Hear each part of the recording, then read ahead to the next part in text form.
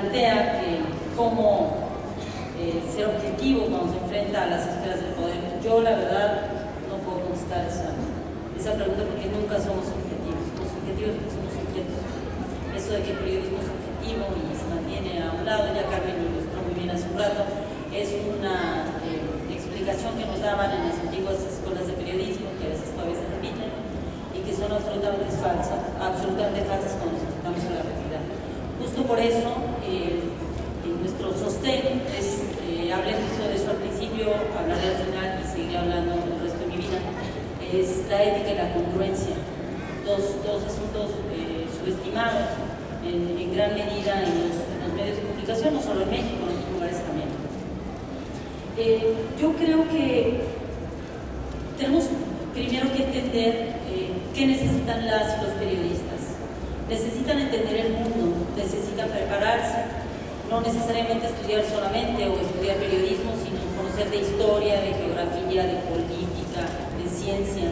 Necesitamos para poder explicarle al otro o a la otra lo que sucede, no solamente vamos a perseguir la nota y redactarla o hacer un boletinero, ¿no? Estos reporteros o reporteras que en realidad no entienden muy bien qué está pasando y lo que hacen es un poco copiar los boletines que manda el gobernador o el alcalde y tal, y entonces el reportero de este proyecto dice, "Ah, caray, todo parece estar tan bien", y resulta que aquí a mi vecino de la derecha ya lo saltaron, al de la izquierda es el líder del narcomenudeo de la cuadra, a 2 esquinas ya violaron a 3 chavas de la escuela, están cerrando 2 escuelas porque no hay presupuesto para la educación, y el periódico local dice que todo está estupendamente bien, y tan bien que nos sobra dinero para dar una narcolimosna.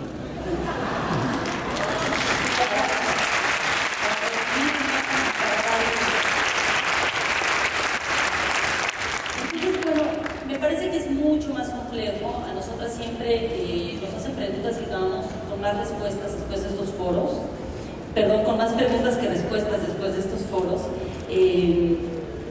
Es complejo porque cada vez que creemos que ya entendimos algo no nos sucede. Les voy a contar rápidamente una anécdota que hace unos días comí por primera vez en mi vida, debo decir, después de toda esta larga historia de llevar el caso de las redes de pornografía infantil a la Suprema Corte de Justicia de la Nación, me llamaron un par de ministros de la Suprema Corte de Justicia, me invitaron, fui a una comida privada en la que me hicieron, la primera pregunta fue buenísima: Lidia, ¿quién crees que hizo la llamada al presidente de la Corte para que votara en tu contra? Yo dije, caray, el ministro me lo pregunta a mí. Cree que soy tan buena reportera que lo sé ya y lo entiendo. Es que empezamos a elaborar a partir de ahí, ¿no? Bueno, tenemos intuiciones, ¿no? Muchos de ustedes también las tienen, pero no tenemos los datos duros, como nos dicen los editores, entonces tenemos que tener mucho cuidado con eso. De pronto me empiezan a contar ellos una anécdota, y están en una comida recientemente con el presidente de la República, con el procurador general de la República, una comida oficial, sentado a su lado el del CISEN, ¿no? Si tienen claro que el CISEN es el área de espionaje para la seguridad nacional de este país. Bueno, están platicando con los ministros y ministras de la Suprema Corte de Justicia, y de pronto Felipe Calderón dice: bueno, miren, vamos a hablar aquí en privado con toda confianza. Tamaulipas, ya lo perdimos. Chihuahua, ya lo perdimos. Baja California Norte, ya lo perdimos. Estaba hablando del poder del narcotráfico en los estados. Los ministros me decían, bueno, ellos empezaron a sudar frío, decían, ¿cómo que ya los perdimos? ¿Qué significa lo que nos está diciendo el presidente? Y así siguió su listado de los estados que ellos consideran que la federación no tiene manera de controlar al crimen organizado en esos estados, pero cuyos gobernadores allí están tan implicados y cuyos aparatos de justicia están tan implicados que no hay forma de resolver. Y el ministro sigue contándome la anécdota muy detalladamente, y de pronto, muy sonriente, a un mínimo de los ministros le preguntó: oiga, señor presidente, pero esto no se sabe, ¿por qué la sociedad no lo sabe? No sale en los medios. Esto que está diciendo, esto que nos está explicando es brutal. ¿Qué vamos a hacer? ¿Y qué va a hacer la gente? Es muy distinto a lo que nos están diciendo. ¿Cómo lo van a resolver? ¿Tienen forma? Y entonces el del CISEN, muy sonriente, Valdés, el del CISEN: no se preocupe, señor ministro, Suena como poema de Benedetti. No se preocupe, señor ministro. Nosotros ya tenemos en CISEN un war room. Además son políglotas en el CISEN. Y tienen un cuarto de guerra, ¿no? Entonces tenemos un war room para los medios. Acto seguido les explican a ministros y ministras de la Suprema Corte de Justicia de la Nación que el CISEN ha creado un espacio dentro de las áreas de seguridad nacional en el que todas las noticias se cooptan y se esconden para que los medios no se enteren y no lleguen a ellas. Desde ahí es donde se elaboró esta nueva ley en la que pretenden que se cierren y se escondan todos los expedientes para que ningún reportero o reportera vaya a estar todavía. Pepe Reveles, un periodista a quien admiro muchísimo, que es un experto en narcotráfico, que sabe mucho de esto de lo que estoy hablando. Lo que queremos hacer es que los medios no llegue a los medios lo que está sucediendo en el país con respecto al crimen organizado. Entonces, claro, algunos ministros estaban aterrorizados, ¿no? Ellos mismos lo dijeron, y por eso esto es un problema. Bueno, pues,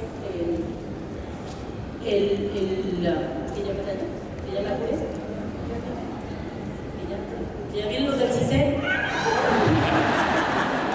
Saluditos a Gobernación.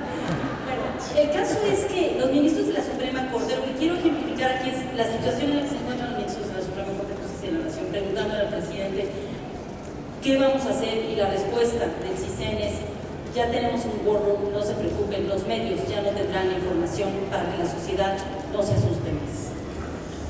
Ese es el país que tenemos, y para ese país nos tenemos que preparar, y nosotras estamos aquí dispuestas a seguir investigando para que ustedes y a nosotros nos oculten más.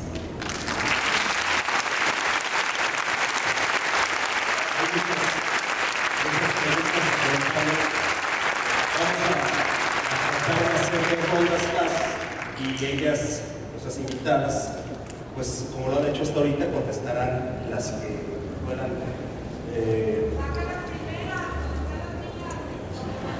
Vamos a sacar todas.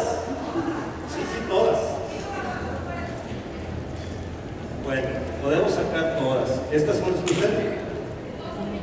Estas son las que dice, de lo hablado por el trío periodístico, me gustaría saber la opinión del señor Rogelio Ocampo, bueno, supongo que soy yo, Rogelio Ocampo, aplicado a medios UDG.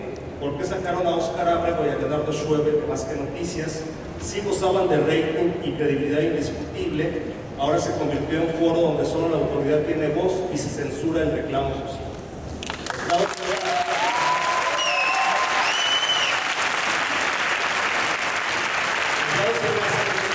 Dice que por favor que se reitere el anterior equipo de Más que Noticias era mucho mejor.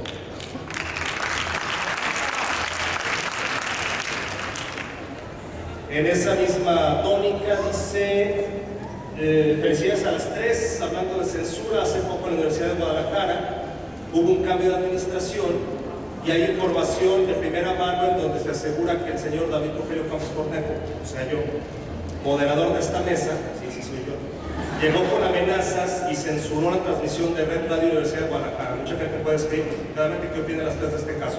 Bueno, antes de que contesten las tres de este caso y les digo las demás, me permitiría comentar que lo que sucedió y está a la vista de muchos periodistas, a los cuales les puedo preguntar, es que en esa ocasión se cortó la transmisión de Radio Universidad, estaba transmitiendo, se cortó, ok, vamos a decirlo como sucedió. La directora de Radio Universidad, en ese entonces, Luz María Sánchez Cardona, cortó por instrucciones del señor Marco Levario Turcot la transmisión de Radio Universidad.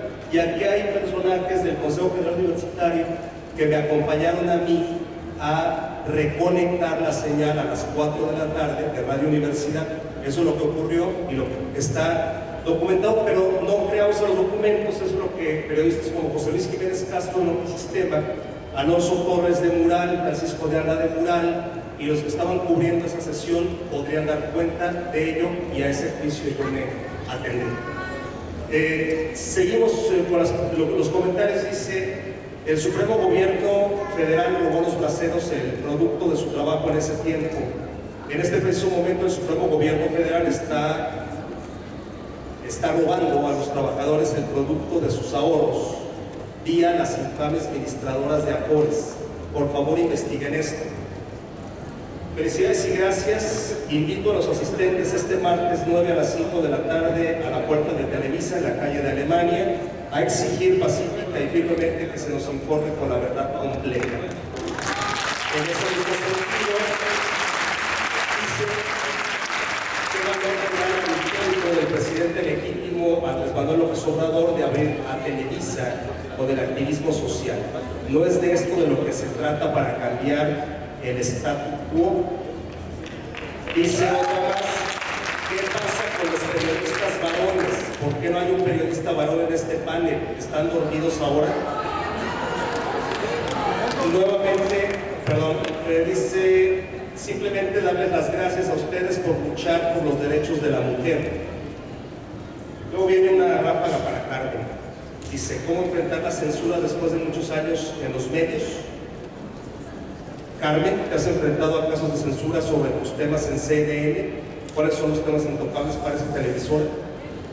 Carmen, ¿dónde va a ser tu próximo programa de radio?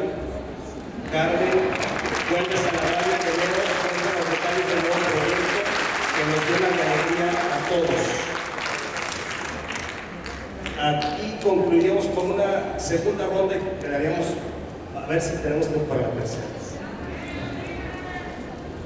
A ver, la Esperanza Romero. No, de nada, con mucho gusto. Aquí en Jalisco sucedió, oye mano, cambalache de favores, si corres a la periodista Esperanza Romero para que yo no toque el problema de los trasplantes y el tráfico de órganos en Jalisco. Y así despidieron del 1070 de AM y del Público Milenio a Esperanza Romero, voz importante en Jalisco. Un aplauso para esto.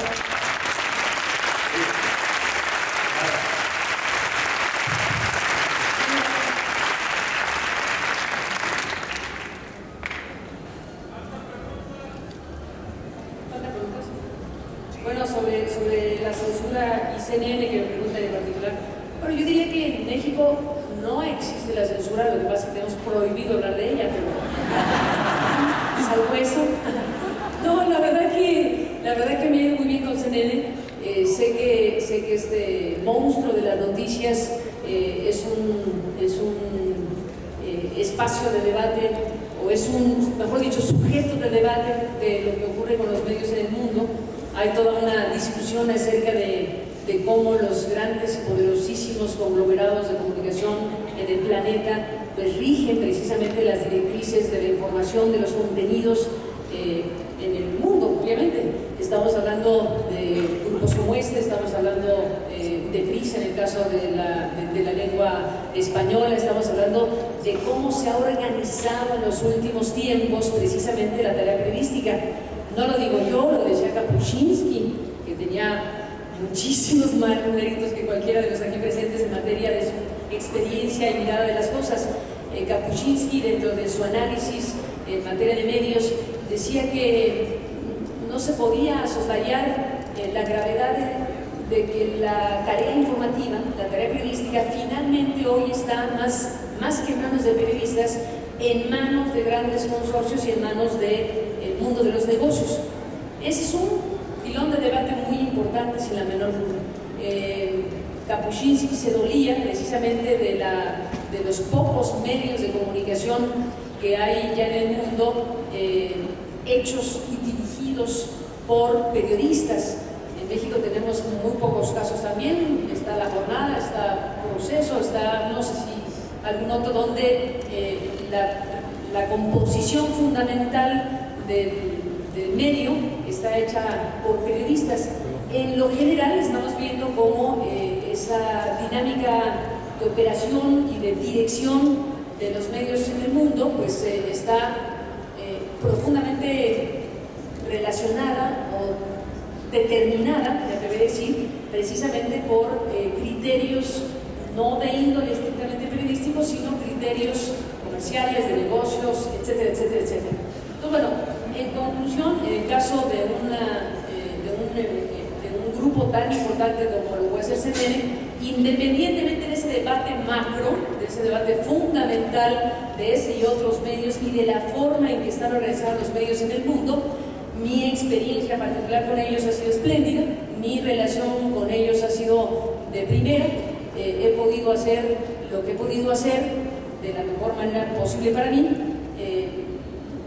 Si se puede más o menos, depende de mi capacidad o incapacidad, que por supuesto también la tengo, para abordar los temas o los asuntos propios de nuestro país o de América Latina o del continente, dada la cobertura que tiene de nivel internacional este espacio de televisión que tengo oportunidad de conducir y dirigir cada noche a través de CNN. Así que bueno, para no darle más vueltas al asunto, en este caso particular debo reconocer ampliamente que ha sido una relación muy profesional, muy seria, muy respetuosa en relación a los temas que yo he abordado y que cada día se determinan en función de lo que acabamos viendo como el interés de la sociedad mexicana o lo que pueda ser también de interés en otras partes del continente en particular.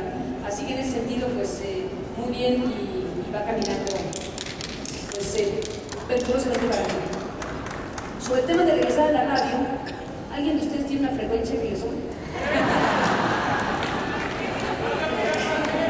Bueno, debo decir que efectivamente después de muchos meses, lo cual es un dato, yo no lo quiero obviar, después de muchos meses en donde este grupo de periodistas que salimos de W Radio, que no es porque nos echemos flores, porque se muy mal, pero ni modo, no nos iba tan mal. No nos iba tan mal en términos de audiencia, en términos de una relación con nuestro público. Habíamos logrado marcar bien lo que decía Lidia Cercacho hace rato sobre el tema del rating. Los indicadores que se puedan tener pues, estaban, digamos, cubiertos satisfactoriamente para no echarle más crema a estos tacos. Entonces, bueno, la verdad que sí es de sorprenderse, de sorprender y de llamar la atención el largo periodo transcurrido hasta que finalmente aparece una posibilidad real y consistente en la que estamos conversando, con la que estamos conversando, y es muy probable que en los próximos días pudiéramos aterrizar formalmente. Dicho lo cual, no les voy a decir nada. Dicho lo cual, a lo mejor sí, todo va en el curso que va de nuestra negociación con MBS, que es el grupo que finalmente ha aterrizado las cosas con mayor seriedad en ese sentido, y yo estoy segura que se puede construir desde ahí precisamente una nueva posibilidad para sumarse a la tarea de la radio en nuestro país y que podamos reconfigurar los momentos, las dinámicas y la convocatoria a la que pudimos llegar en W Radio hasta que finalmente los dos gigantes de la televisión, Prisa y Televisa, decidieron cerrar esa posibilidad. Entonces, bueno, ojalá que terminemos muy bien. Yo estoy convencida de que esto va a ocurrir y ya les contaremos los detalles. Si todo esto va en el curso de las cosas, en algún punto y momento de enero podríamos regresar a las frecuencias, a las ondas hertzianas, y bueno, ya los detalles les contaremos en otra oportunidad.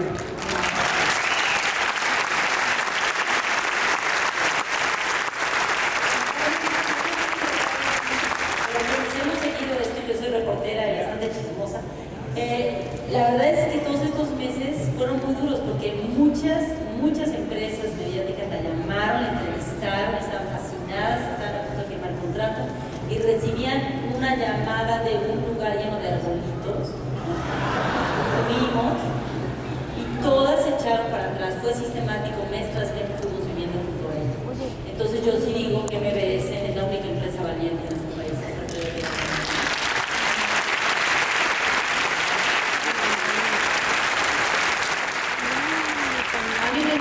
Con San Juana Martínez y con Lidia Cacho, que no se cansan de hacer amigos, como se puede apreciar. Creo que tenemos muchos amigos que nos quieren ver. ¿No? Yo creo que hacemos otra ronda, ¿no? Hay más preguntas, sobre todo para Lidia y para mí, porque creo que están ahí divididas.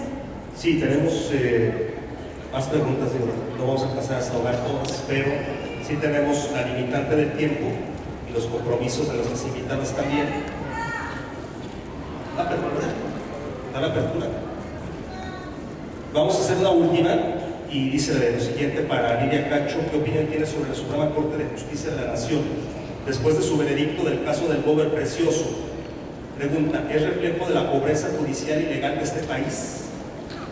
¿Cuáles son los temas tabú del periodismo en México?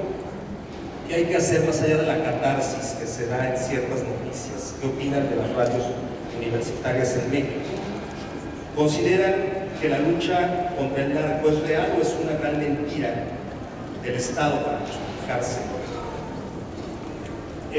¿La sociedad hace a los medios de comunicación o los medios hacen a las sociedades?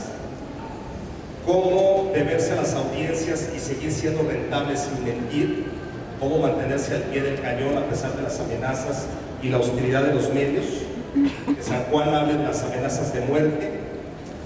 ¿Y cuál es su opinión al respecto de los medios informativos y periodistas locales que quitaron de la agenda informativa el tema Universidad de Guadalajara siendo tan importante? ¿Esto será censura o es mayor el poder de cooptación del Grupo Universidad respecto a la información a publicar en los medios? Ramón, estudiante de periodismo. Esas serían todas las preguntas, están leídas todas, y pasaríamos a la lectura porque nos están viendo el salón que termina justamente a las 2 de la tarde. Porque las vamos a contestar rápido, muy rápido. Distintas para que, por ejemplo, en el tema de los temas tabú, pues sí hay temas tabú. Yo descubrí que uno de esos temas era la pederastia clerical. En México no se publicaba sobre estos temas prácticamente, aunque habían existido por los siglos de los siglos. Y también el tema pues, de la jerarquía católica. Es muy difícil que ustedes vean informaciones que critiquen a los cardenales, que muchas veces, pues, como en el caso del cardenal Juan Sandoval Domínguez, gobernador de Jalisco,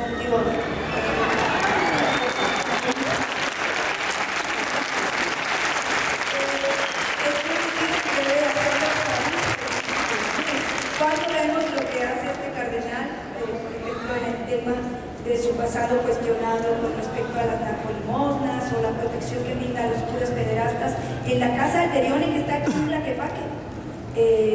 Ahí hay un búnker que da refugio a estos depredadores sexuales con sutana que está siendo investigada por Interpol, pero casualmente a las autoridades de Jalisco pues no les ha interesado porque no han investigado al cardenal Juan Sandoval Domínguez. Y bueno, finalmente decir que el tema de las amenazas, los periodistas en México nos hemos acostumbrado en este clima de inseguridad a sortear algo que ya consideramos como gajes del oficio, ¿no? El tema de cuando tú tocas hasta cierto punto cuestiones que son tabú, como bien preguntaba alguien, pues es evidente que hay distintos poderes fácticos que se encargan de intentar intimidarte.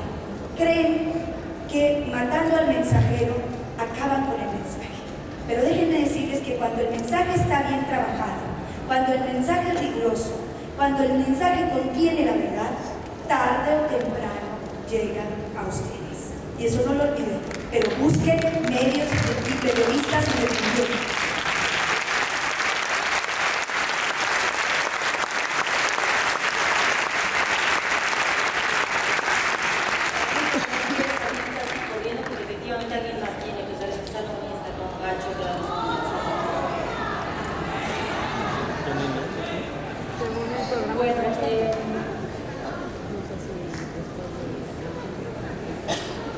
Rius, por ahí está Rius.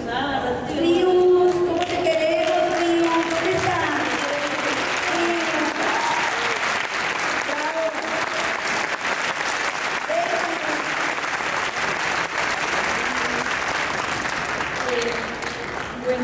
Rápidamente, ¿qué opino de la Suprema Corte de Justicia? Me parece que es un órgano indispensable para el funcionamiento del país, de suerte, Corte Constitucional.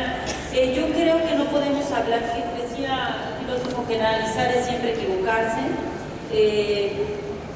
La Suprema Corte de Justicia como órgano es indispensable, no es necesariamente funcional. Tenemos un sistema de justicia penal en este país que está fracturado, muy dañado. Y bueno, llegó la hora de los... Llegó la hora de reírse y divertirnos un poco. Claro. Dice, si quieres, no me opongo que anuncies que hoy a las 5 de la tarde presentas mi libro. A las 6 de la tarde presenta su libro. Bueno, rápidamente, me parece que es indispensable y no podemos olvidar que dentro del debate de la Suprema Corte de Justicia con el caso de las redes de pornografía infantil y el mío, 4 ministros de 6 votaron a favor. Es decir, eventualmente el sueño, el ideal de nosotros debería de ser que la gran mayoría de las y los ministros en esa Corte comprendieran que el interés público y la defensa de la Constitución está primero que sus intereses económicos o políticos. Y creo que justamente por eso tenemos que seguir adelante y creyendo que las instituciones se deben de reconstruir, no destruir. ¿Qué temas tabús hay? Yo creo que el tema tabú esencial, como ya hemos dicho, ustedes lo saben, la pornografía, la pederastia, pero el gran tema tabú es la corrupción de servidores públicos con el empresariado corrupto en este país. Ese es el gran tabú del cual surgen todos los demás. Es decir, se coluden para proteger a redes de pornografía infantil, se coluden para proteger el turismo sexual infantil, se coluden para proteger el lavado de dinero, para proteger a los empresarios del norte del país, que son quienes empezaron realmente a traer el narcotráfico a México, pero detienen a algunos narcotraficantes que son los intermediarios, se coluden para mantenerse en el poder, se coluden para llegar a él y se coluden con los medios. Entonces, la corrupción de estos servidores públicos es esencialmente el gran tabú. Y el gran tabú de los grandes tabús es que las mujeres nos atrevamos a señalar a estos hombres coludidos. De las radios universitarias, a mí me gustaría opinar, no tengo ningún inconveniente en hacerlo, pero no me gusta hacerlo cuando no tengo los elementos necesarios para hacerlo, pero eventualmente podríamos con muchísimo gusto sentarnos y discutirlo. Evidentemente, si se despiden a periodistas que están haciendo un buen trabajo y este despido, como dijimos al principio, es un despido motivado por intereses políticos, bueno, pues no está bien, ¿no? Habría que revisarlo y habría que... Ustedes son la sociedad, rebélense contra eso y exijan y protejan a sus periodistas, a quienes admiran. Me parece que eso es fundamental. Las sociedades hacen a los medios o viceversa, pues la pregunta y la respuesta, ¿no? Me parece que ya, que rápido, ¿no?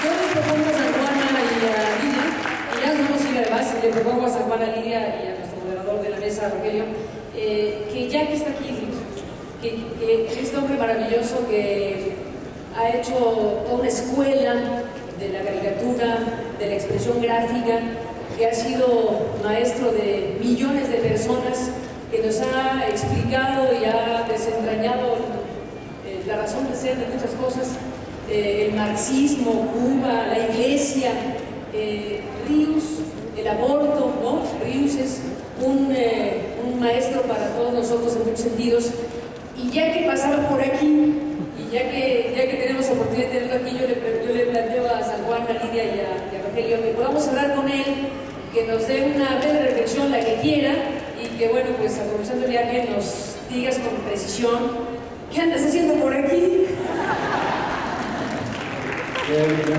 Me siento...